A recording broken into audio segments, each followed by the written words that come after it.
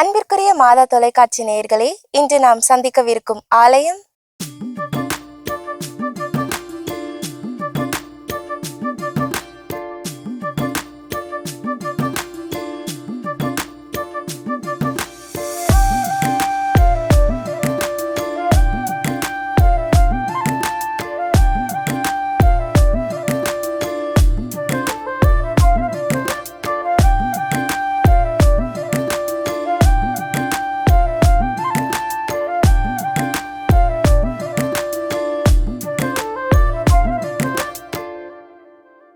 திருச்சி மறைமாவட்டம் ஆவூரில் அமைந்திருக்கும் புனித பெரியநாயகி அன்னை திருத்தலம்.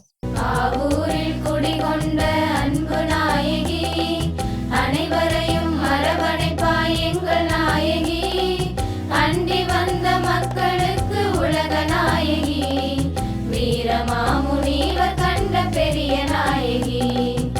மாதா தொலைக்காட்சி நேயர்கள் அனைவருக்கும் என்னுடைய அன்பான வணக்கம். ஆவூர் புனித பெரியநாயகி அன்னை திருத்தலம் ஒரு பழமை வாய்ந்த திருத்தலம். திருச்சி மறைமாவட்டத்திற்கு உட்பட்ட இந்த திருத்தலம் கிறிஸ்தவ மக்களினுடைய சான்றாக, அதிலும் குறிப்பாக தென் தமிழகத்தினுடைய கிறிஸ்தவ மக்களின் நம்பிக்கையை கொண்டு செல்லக்கூடிய, நம்பிக்கையை வளர்த்தெடுக்கக்கூடிய ஒரு திருத்தலம் என்று சொன்னால் அது ஆவூர் திருத்தலம். ஏன்னா இங்கிருந்து தான் நிறைய வேத போதகர்கள் தமிழகத்தினுடைய பல்வேறு இடங்களுக்கு, மூலை முடுக்குகளுக்கெல்லாம் இறை வார்த்தையை கொண்டு சென்றிருக்கிறார்கள், இறை வார்த்தையை அறிவித்திருக்கிறார்கள். அவர்களுடைய வாழ்க்கையை வளம் பெற வேண்டும் என்பதற்காக தங்களையே அர்ப்பணித்திருக்கிறார்கள். அருள் அடையாளங்களை அவர்களுக்கு கொடுத்திருக்கிறார்கள். அந்த அளவுக்கு இறை வார்த்தையை கொண்டு செல்லக்கூடிய ஒரு இடமாக, இறை நம்பிக்கையை கொண்டு செல்லக்கூடிய ஒரு இடமாக இந்த ஆவூர் திருத்தலம் அமைந்திருக்கிறது.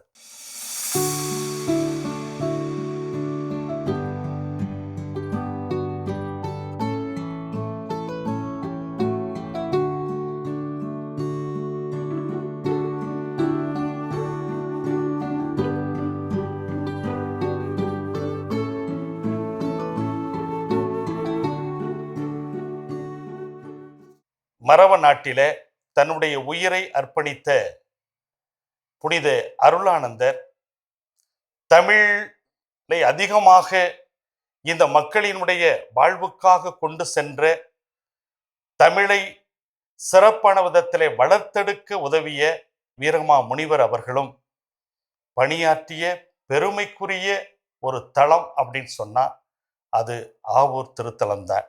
ஆவூர் ஒரு வரலாற்று பின்னணி ஆன திருத்தலம். 15ஆம் நூற்றாண்டின் இறுதியில் இயேசு சபை குருக்கள் ஆவூரை மையமாக கொண்டுதான் திருச்சி மற்றும் தஞ்சையில் தங்களது இறைப்பணியை ஆற்றி வந்தனர். தமிழ் உரைநடையின் தந்தை மற்றும் தத்துவ போதகர் என்று அழைக்கப்படும் ராபர்ட் டி நொபிலி அவர்கள் 1606ஆம் ஆண்டு கிறிஸ்துவ மறைய மதுரையில நிறுவினார். இவர் வேதம் போதித்த பல மக்கள் வடுகர்கள் என்று அழைக்கப்படும் நாயக்கர் வம்சத்தை சார்ந்தவர்களாக இருந்தாங்க. 1623ஆம் ஆண்டுல தங்களோட தலைநகரை மதுரையிலிருந்து திருச்சிக்கு மாற்றி அமைக்கிறாங்க. இப்படி மாற்றி அமைச்ச அந்த காலத்துல இந்த நாயக்கர் வடுகர்கள் திருச்சிக்கு வந்து குடியேறுறாங்க. 1682ஆம் ஆண்டுல இயேசு சபையை சார்ந்த ஒரு குருவானவர் தன்னுடைய வேதம் போதிக்கும் பணிக்காக இந்த ஆவூர் கிராமத்துக்கு வராரு. அப்படி வந்தபோது அவரோட ஒரு சில நாயக்கர் குடும்பங்கள் இந்த ஊர்ல குடியேறுறாங்க. அந்த குடும்பங்களுள் ஒரு குடும்பம் தான் புனித அருளானந்தரோடு உபதேசியராக பணியாற்றிய சிலுவை நாயக்கர் குடும்பம்.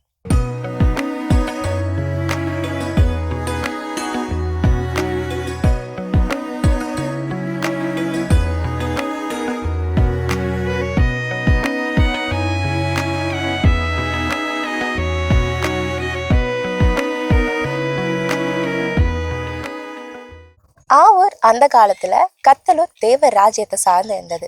இந்த தேவர் யாருன்னு பாத்தீங்கன்னா மதுரை நாயக்கர் மன்னரோட அரண்மனை கொத்தளங்களை பாதுகாத்து வந்த 72 பாளையங்காரத்துல ஒருவர் தான். இந்த தேவர் தான் ஆவூர்ல மறைப்பணி ஆற்ற வந்த இயேசு சபை குரு ஒருவருக்கு இதே இடத்துல கூரை கட்டுகளான ஒரு கோவிலை அமைச்சு கொடுத்தார். இதன் மூலயமா அவங்க 2 பேரும் நெருங்கிய நண்பர்கள் ஆனாங்க. இந்த செய்தியானது இன்று அளவிலும் புதுக்கோட்டை சமஸ்தான வரலாற்று புத்தகத்துல அமைந்துள்ளது.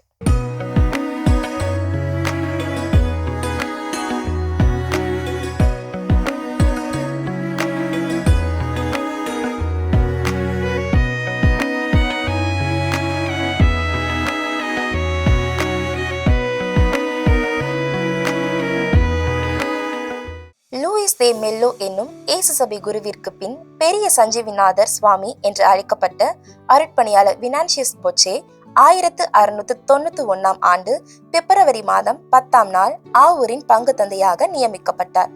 ஆவூர் கிராமத்தில் இருந்த கூரைக்கட்டு ஆலயத்தை இடித்துவிட்டு ஒரு அழகான ஆலயத்தை சுண்ணாம்பினாலும் கருங்கல்லினாலும் கோவில் தோப்பு என்னும் இடத்தில் 1697ஆம் ஆண்டில் கட்டுவித்தார். பழைய ஆவூரிலும் அதை சுற்றிலும் உள்ள 30 கிராமங்களிலும் கிறிஸ்துவ மறையை போதித்து 12 வருடங்களுக்குள் 30,000 மக்களுக்கு திருமுழுக்கு கொடுத்தார். சார்லஸ் மைக்கேல் பெர்தோல்டி என்னும் ஆவூர் ஞான பிரகாசிகர் சுவாமி 38 ஆண்டுகளாக ஆவூர் பங்கிலிருந்து கொண்டு அநேக மக்களை மனம் திருப்பினார். கோரையாற்றின் கரையில் அமைந்திருந்த பழைய ஆவூரில் மழை காலங்களில் பெரும்பாலான வெள்ளம் வந்து மக்களுக்கும் கோவிலுக்கும் அதிக சேதம் ஏற்படுத்தியதால் புதிய ஆவூரானது வேறு இடத்தில் மாற்றியமைக்கப்பட வேண்டும் என்று திட்டமிட்டவர் தான் ஞான பிரகாசிய சுவாமிகள். இவருடைய இறுதி காலகட்டத்தில் அவருக்கு உறுதுணையாக இருந்து பணிகளை செய்தவர் தான் இயேசு சபை குருவானவர் அருட்பணி ஜான் பாப்டிஸ்ட் புட்டாரி. இவர்தான் தேவசகாயம் பிள்ளை அவர்களுக்கு வடக்கன் குளத்தில் திருமுழுக்கு கொடுத்தவர்.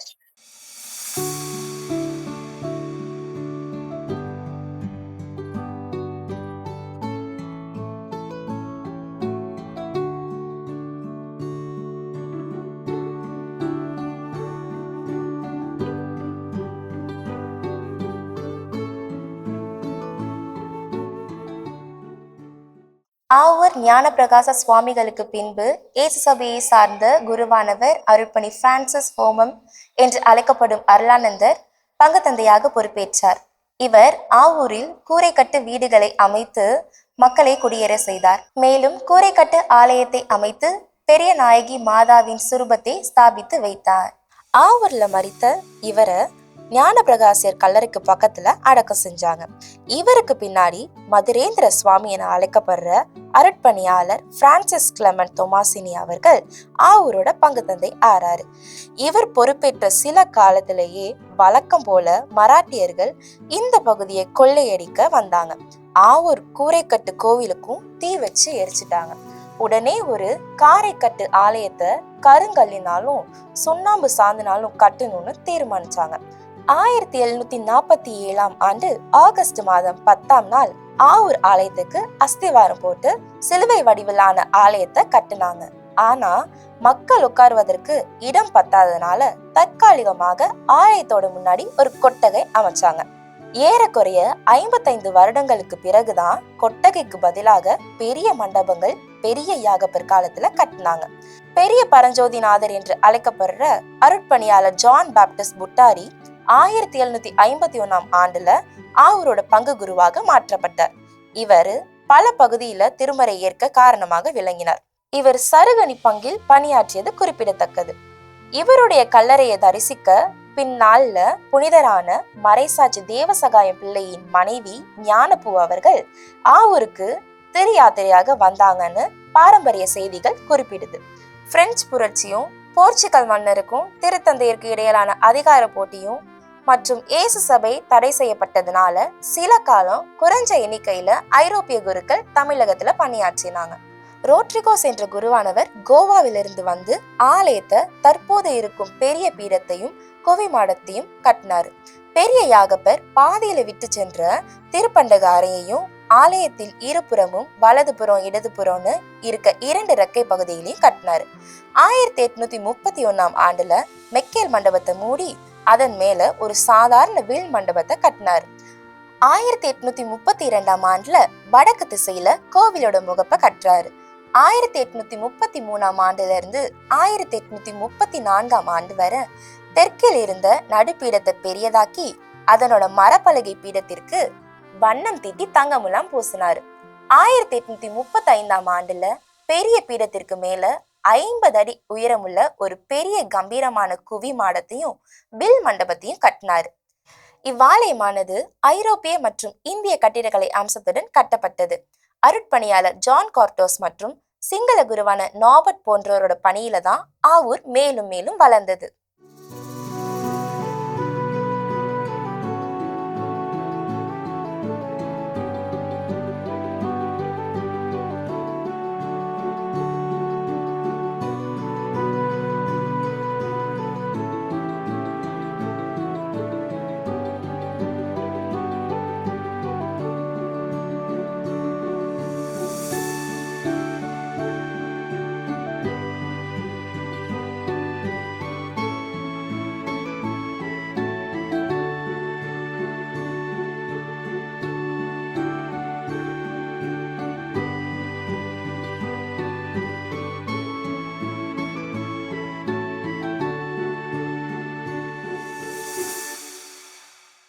அருளாளர் வீரம முனிவரும் இயேசு சபை குருவான அருட்பணி வினான்சியஸ் பொச்சே அவர்களும் இணைந்து உருவாக்கிய ஆலயம்தான் ஆவூர் பெரியநாயகி அன்னை திருத்தலம்.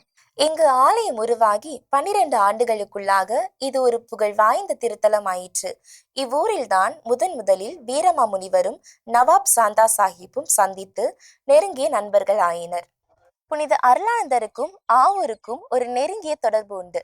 புனித அருளானந்தரும் அருட்பணியாளர் வினான்சியஸ் பொஷே அவர்களும் ஒரே காலகட்டத்தில் பணியாற்றியவர்கள். புனித அருளானந்தர் ஆவூருக்கு வந்து தங்கியிருந்த காலகட்டத்தில் என் தலையையும் தாடியையும் மரவ நாட்டு மன்னனுக்கு கையளிக்க வைத்திருக்கிறேன் என்று பலமுறை கூறியதாக அருட்பணியாளர் வினான்சியஸ் பொச்சே அவர்கள் தன்னுடைய கடிதத்தில் குறிப்பிட்டுள்ளார். மறைசாட்சியான புனித அருளானந்தர் ஆவூர் மறைபரப்பு தலத்தை பார்வையிட வந்து இங்கு 10 நாட்கள் தங்கினார். இவர் பயன்படுத்திய பாடுபட்ட சுரூபம் இவ்வூரில் வாழ்ந்த சிலுவை நாயக்கர் உபதேசியாரிடமும் அவருக்கு பின் அவரது வாரிசுகளிடமும் பாதுகாப்பாக இருந்து வந்துள்ளது. தற்போது மக்களின் வணக்கத்திற்காக ஓரியூர் புனித அருளானந்தர் பசிலிக்காவில் வைக்கப்பட்டுள்ளது.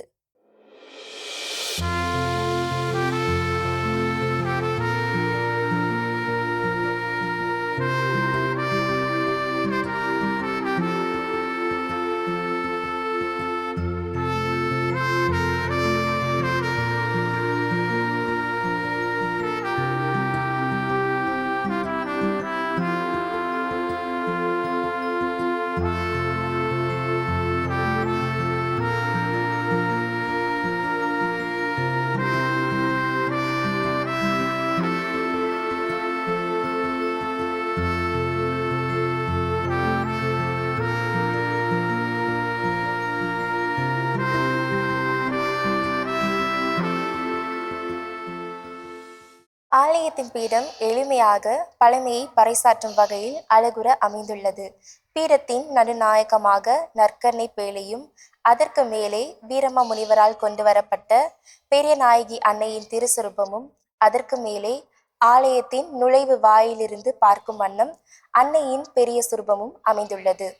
பீடத்திற்கு வெளியே வலது புறத்தில் திரு இறுதி ஆண்டவரின் திருசுரூபமும் இடது புறத்தில் புனித வளனாரின் திருசுரூபமும் அமைந்துள்ளது. மக்களின் வணக்கத்திற்காக வலது புறத்தில் அன்னையின் திருசுரூபங்களும் இடது புறத்தில் இயேசுவின் திரு உடலும் அதற்கு மேலே உயிர்த்த ஆண்டவரின் திருசுரூபமும் ஆரோக்கிய அன்னையின் சுரூபமும் புனித வளனாரின் சுரூபமும் புனித குழந்தை தெரசாவின் சுரூபமும் அமைந்துள்ளது. இந்த திருத்தலத்தில்தான் 10 சேசு சபை ஐரோப்பிய குருக்களும் 5 சுதேசி குருக்களும் அடக்கம் செய்யப்பட்டிருக்கிறார்கள். இவர்களெல்லாம் இந்த பங்கில இந்த மக்களுக்காக தங்களையே அர்ப்பணித்து இவர்கள் உழைத்து மரித்திருக்கிறார்கள்.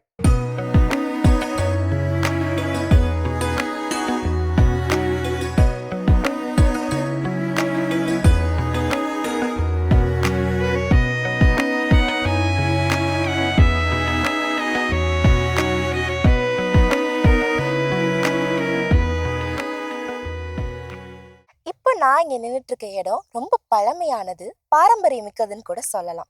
இந்த ஆவூரை உருவாக்கிய முக்கியமான இயேசு சபையை சார்ந்த 5 குருக்கள் இந்த இடத்துல புதைக்கப்பட்டிருக்காங்க. இவங்க புதைக்கப்பட்டிருக்காங்கன்றத சொல்றதை விட இவங்க இந்த இடத்துல விதைக்கப்பட்டிருக்காங்கன்னு சொல்றதுதான் ரொம்ப மேலானது. ஒவ்வொரு வருஷமும் ஜெபமாலை மாதா திருவிழா முடிஞ்ச அடுத்த வாரத்துல மக்கள் அனைவரும் ஒண்ணு கூடி இந்த இடத்துல இவங்களை ஒரு புனிதர்களாகவே வழிபட்டு வந்துட்டு இருக்காங்க. இவங்க எதுக்காக ஜெபம் பண்றாங்கன்னா, விவசாயம் செழிக்கணும், மழை வரணும், குடும்பங்கள் நல்லா இருக்கணும்ட்டு பிரார்த்தனை பண்ணிட்டு வராங்க.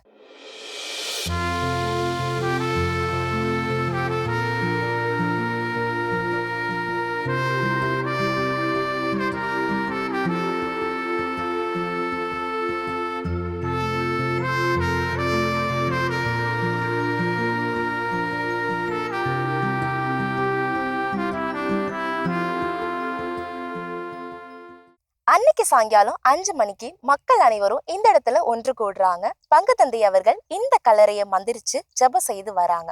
அது மட்டும் இல்லாம மக்கள் எல்லாரும் தங்களுடைய வேண்டுதலாக இந்த தந்தையர்களிடம் மெழுகுதிரி ஏந்தி மாலைகளை அணிவித்து வேண்டி வராங்க.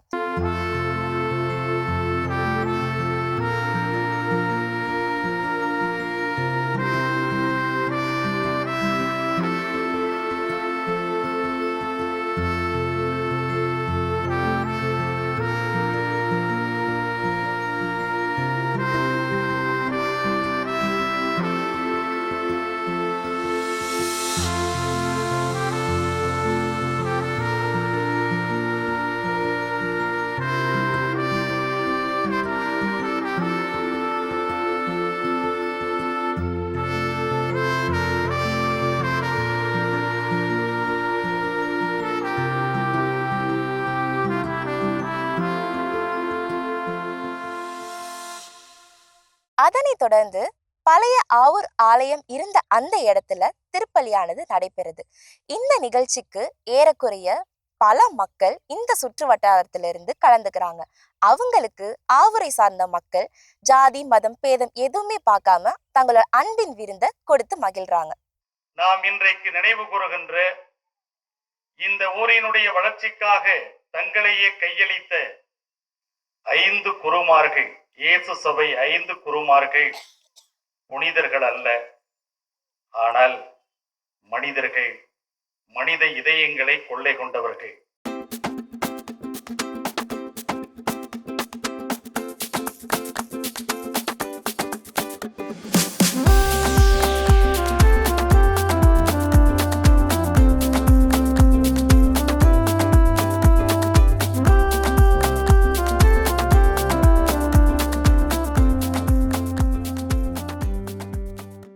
அக்டோபர் மாதத்தில் அந்த 2வது வாரத்தில் நடக்கக்கூடிய அந்த செவ்வாய்க்கிழமையில் செபஸ்தியார் கல்லறை தோட்டத்தில் மாலை 6 மணி அளவில் பங்குத்தந்தை அவர்களால் அந்த கல்லறைகள் எல்லாம் அங்கு அடக்கம் செய்யப்பட்டிருக்கிற முன்னாள் பங்குத்தந்தைகளுடைய கல்லறைகள் எல்லாம் மந்திரிக்கப்பட்டு திருப்பலி நிறைவேற்றப்பட்டு கொள்ளுக்கஞ்சியானது எல்லோருக்கும் பொதுமக்கள் அனைவருக்கும் வழங்கப்படுகிறது. அப்பொழுது பொதுமக்கள் வேண்டுதல்களுக்காக உப்பு மிளகு போன்றவைகளை காணிக்கையாக செலுத்துகிறார்கள்.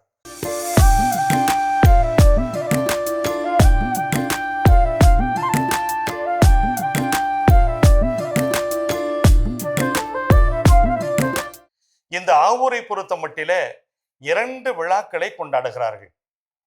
ஒன்று பாஸ்கா விழா. உயிர்ப்பு பெருவிழா முடிந்த பிற்பாடு அதை ஒட்டி வருகின்ற வெள்ளி, சனி, ஞாயிறு இந்த 3 நாட்களும் இங்கே சுற்று வட்டாரத்தில் இருக்கக்கூடிய எல்லா மக்களும், லட்சக்கணக்கான மக்கள் கூடக்கூடிய ஒரு விழாவாக பாஸ்கா விழா அமைகிறது. இந்த ஆவூரில் அந்த சேஷ சபை சாமியார்களில் அந்த வழியில் வந்தவர் பெரிய சஞ்சீவிநாதர்னு ஒருத்தர்.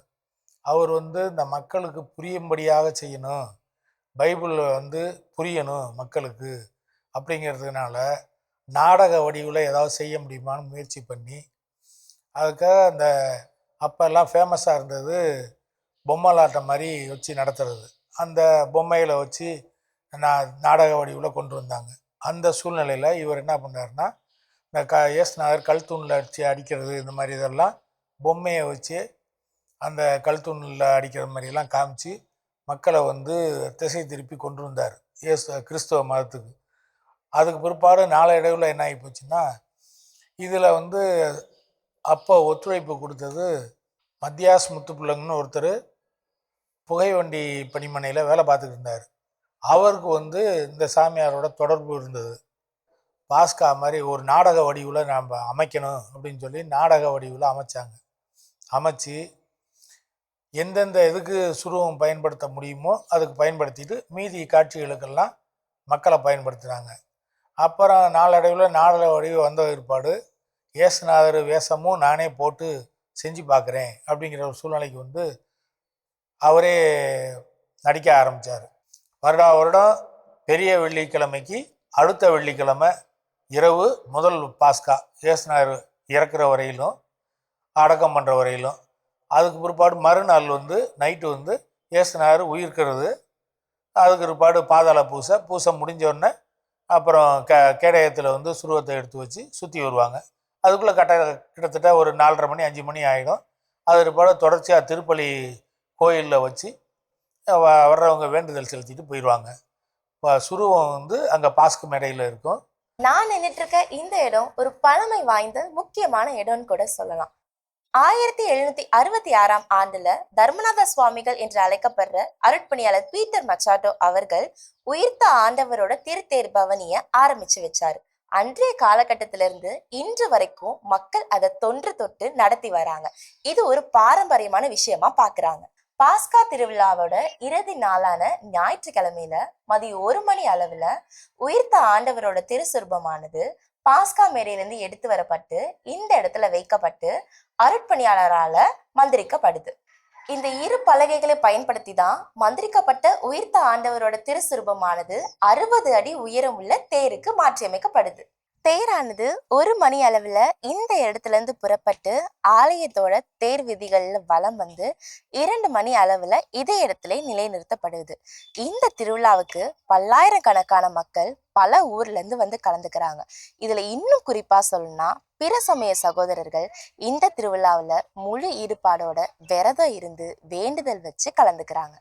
இந்த தேரானது மக்கள் வடம் பிடிச்சு இழுத்து வர மாதிரி தான் வடிவமைக்கப்பட்டிருக்கு. இந்த தேரை சுத்தி பாத்தீங்கன்னா எக்கச்சக்கமான மணிகள் தொங்க விட்டுருக்காங்க. இந்த ஒவ்வொரு மணிகளுக்கு பின்னாடியும் ஒரு சுவாரஸ்யமான தகவல் இருக்கு. அது என்னன்னு பாத்தீங்கன்னா, ஒவ்வொரு வருஷமும் திருவிழாக்கு வர பக்தர்கள் வேண்டுதல் வச்சு அது நிறைவேறிய பிறகு அடுத்த ஆண்டு திருவிழாக்கு வந்து இந்த மணிகளை மாட்டி நன்றி கடன் செலுத்தி வராங்க.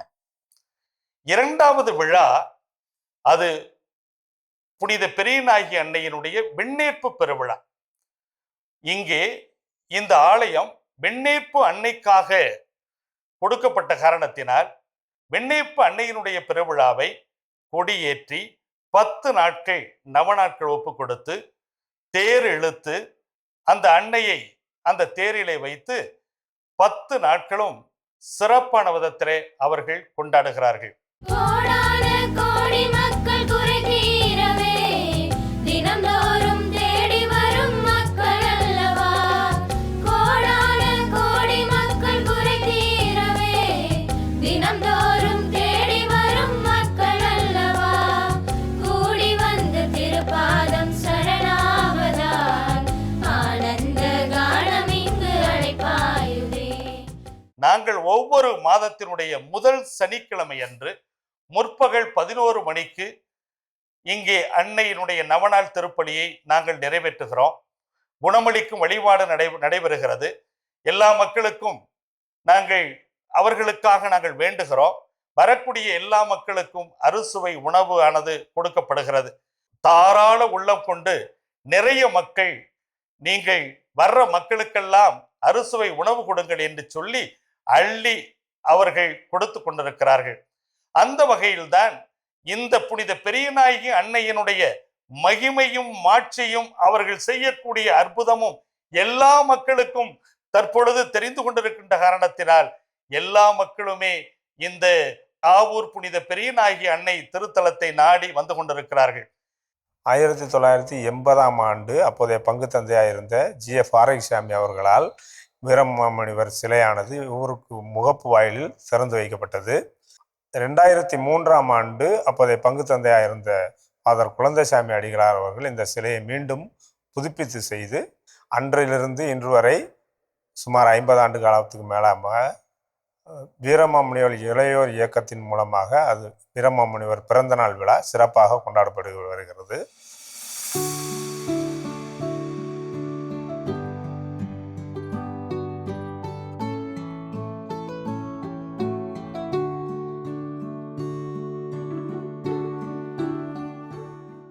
ஞாயிற்றுக்கிழமை 2 திருப்பலிகள் நடைபெறுகின்றன.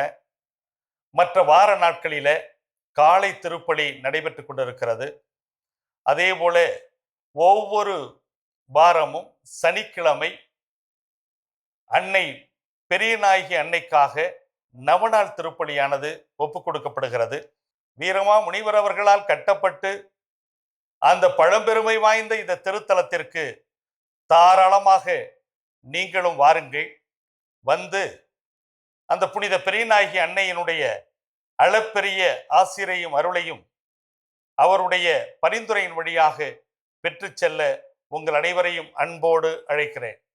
புறநகர் பேருந்து நிலையமான திருச்சி பஞ்சப்பூரில் இருந்து 20 கிலோமீட்டர் தொலைவிலும், திருச்சி ரயில் நிலையத்திலிருந்து 21 கிலோமீட்டர் தொலைவிலும், சத்திரம் பேருந்து நிலையத்திலிருந்து 25 கிலோமீட்டர் தொலைவிலும், திருச்சி சர்வதேச விமான நிலையத்திலிருந்து 17 கிலோமீட்டர் தொலைவிலும், புகழ்பெற்ற சுற்றுலா தலங்களான முக்கொம்பில் இருந்து 40 கிலோமீட்டர் தொலைவிலும், பூண்டி மாதா பசிலிகாவில் இருந்து 58 கிலோமீட்டர் தொலைவிலும் அமைந்துள்ளது ஆவூர் புனித பெரியநாயகி அன்னை திருத்தலம். அன்பிற்குரிய மாதா தொலைக்காட்சி நேயர்களே, திருச்சி மறை மாவட்டத்தின் பழம்பெரும் பாரம்பரியம் மிக்க வீரமா முனிவரால் உருவாக்கப்பட்ட ஆவூர் புனித பெரியநாயகி அன்னை திருத்தலத்திற்கு நீங்களும் வாருங்கள். வந்து இறையாசி பெற்று செல்லுங்கள். இயேசுவுக்கே புகழ், மரியே வாழ்க. கோடான கோடி மக்கள் குறை தீரவே தினம்தோறும் தேடி வரும் மக்கள் அல்லவா. கோடான கோடி மக்கள் குறை தீரவே தினம்தோறும் தேடி வரும் மக்கள் அல்லவா. கூடி வந்து திருப்பாதம் சரணாவதால் ஆனந்த கானம் இங்கு அழைப்பாயுதே. கூடி வந்து திருப்பாதம் சரணாவதால் ஆனந்த கானம் இங்கு அழைப்பாயுதே. ஆவூரில் குடிகொண்ட அன்பு நாயகி, அனைவரையும் அரவணைப்பாய் எங்கள் நாயகி. அண்டி வந்த மக்களுக்கு உலக நாயகி, வீரமாமுனிவர்